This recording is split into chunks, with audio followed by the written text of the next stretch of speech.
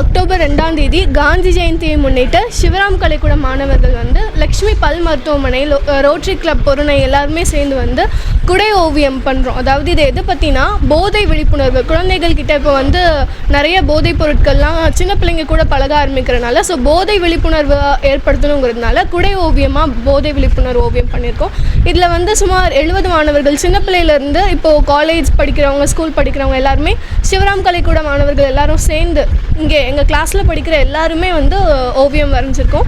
இதில் நாங்கள் போதையினால் என்னென்ன தீங்கு நடக்குது, அதுலேருந்து வெளிவரதுக்கு ரீஹேபிட் என்னெல்லாம் பண்ணணும், என்னென்ன நல்ல விஷயங்கள் நம்ம பண்ணலாம் அதை மாற்றிக்கிறதுக்குன்னு சொல்லிட்டு எல்லா அவேர்னஸும் நாங்கள் கொடையில் வரைஞ்சிருக்கோம். இதனால் மக்கள் கொடை எடுத்துகிட்டு போகும்போதெல்லாம் அவங்க பார்த்து விழிப்புணர்வு அடைவாங்கன்னு சொல்லிட்டு நாங்கள் இது பண்ணியிருக்கோம். தீக்ஷனா. வணக்கம், நான் டாக்டர் வானதி, லக்ஷ்மி பல் மருத்துவமனை.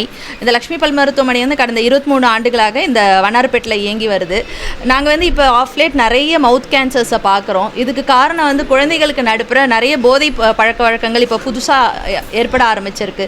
இதுக்கு ஒரு அவேர்னஸ் க்ரியேட் பண்ணணும். குழந்தைங்களுக்கு நடுப்புற இந்த ட்ரக்ஸுக்கு நோ சொல்கிற மாதிரி ஒரு விழிப்புணர்வு ஓவியம் ஏற்படுத்தணும்.